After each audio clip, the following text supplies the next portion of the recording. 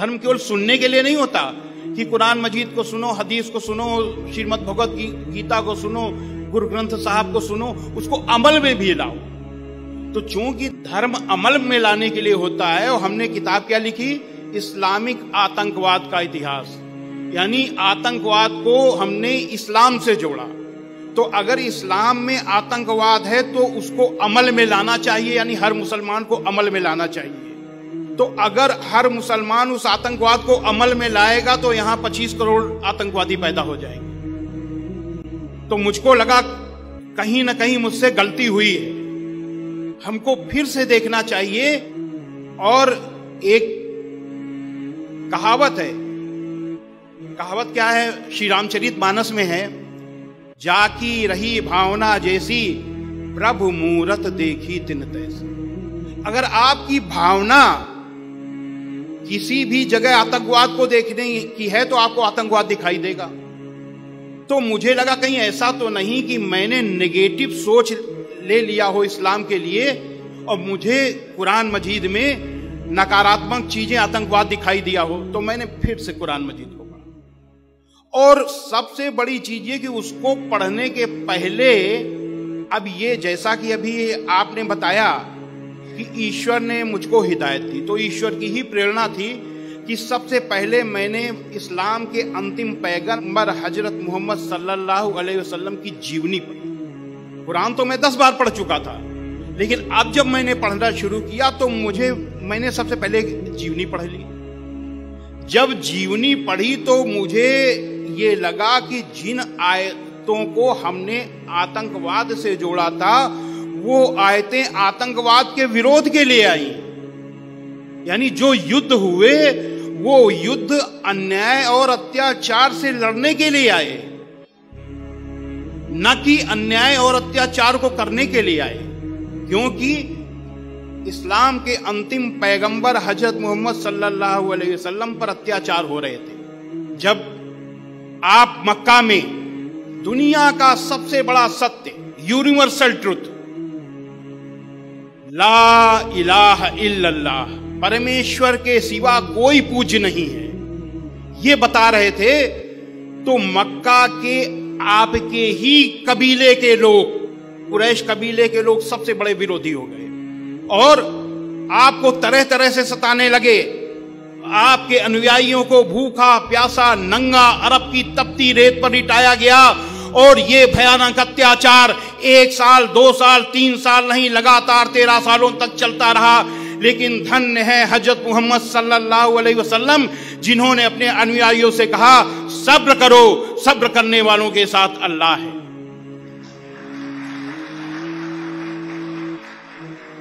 जो साधु प्रवृत्ति के लोग होते हैं, जो नबी पैगंबर ईश्वर के दूत होते हैं, वो कभी भी बुराइयों से परास्त नहीं होते, बुराइयों से हारते नहीं हैं। समय को अनुकूलन देखकर कुछ समय के लिए बुराई से दूर हो जाते हैं, और जब समय अनुकूल होता है तो फिर उस बुराई को समाप्त करते हैं। तब जब हजरत मोहम्मद सल्लल्लाहु अलैहि वसल्लम ने देखा कि मक्का में अभी समय अनुकूल नहीं है, तो आप मक्का से मदीना चले गए।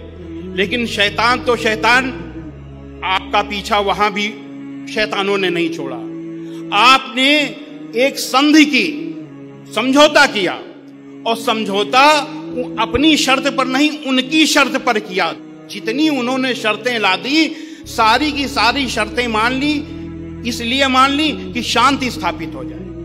13 साल तक लगातार अत्याचार अन्याय सहने के बाद किसके लिए सहा? केवल इस बात के लिए कि ईश्वर के सिवा कोई पूज्य नहीं है।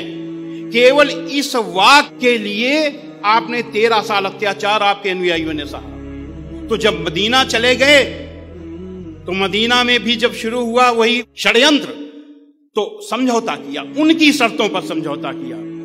समझौता करने के बाद भी उन्होंने समझौता तोड़ दिया, और फिर लड़ाई की तैयारी, फिर वही षड्यंत्र शुरू हो गए।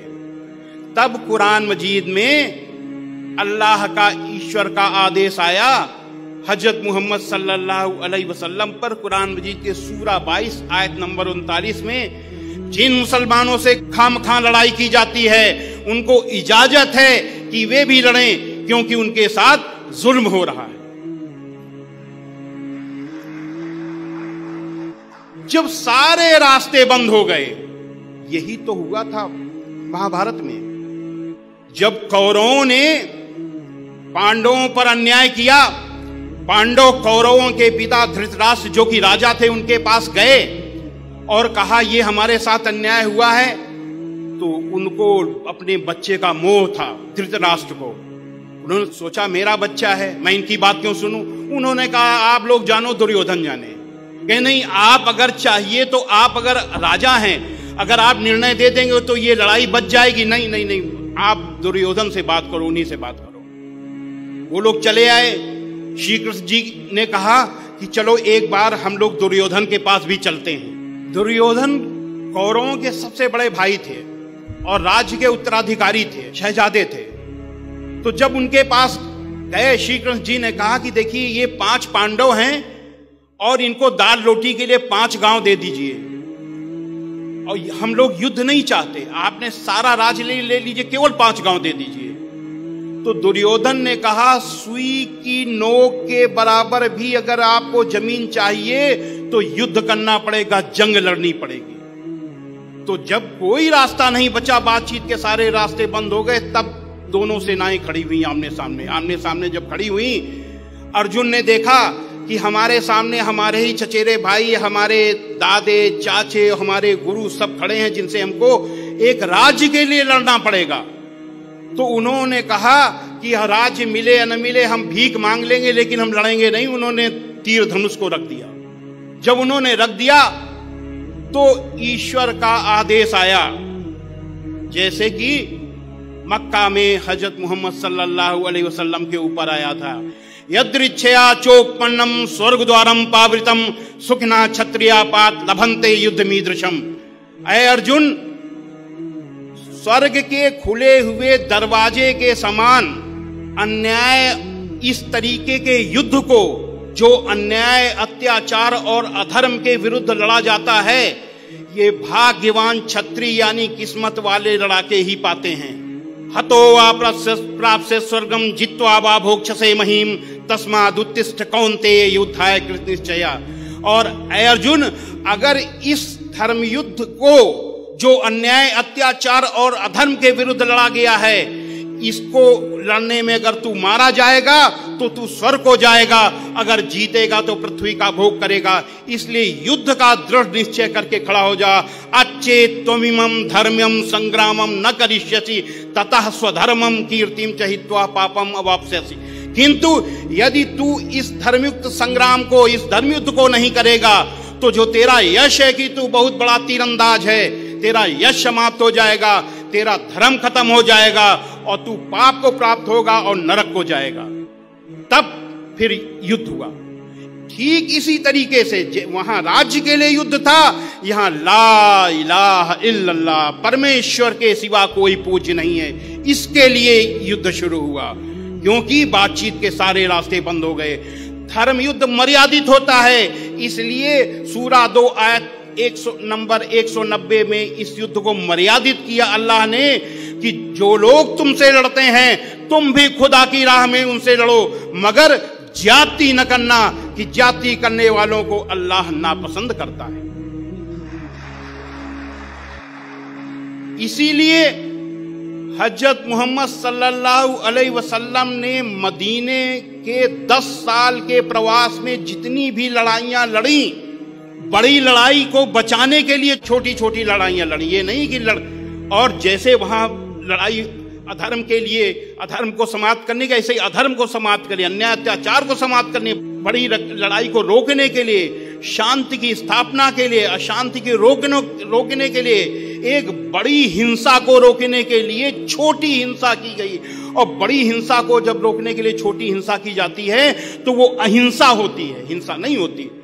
तो जब वो उस लड़ाई में मुसलमानों की तरफ से केवल 259 लोग और गैर मुसलमानों की तरफ से 759 लोग, इधर से 259 लोग शहीद हुए और 759 लोग उधर मारे गए। यानी कुल मिला करके 1018 लोगों की जान गई, केवल 1018। 10 साल में जितनी भी लड़ाइयां हुई, केवल एक इतना ये मर्यादित युद्ध था।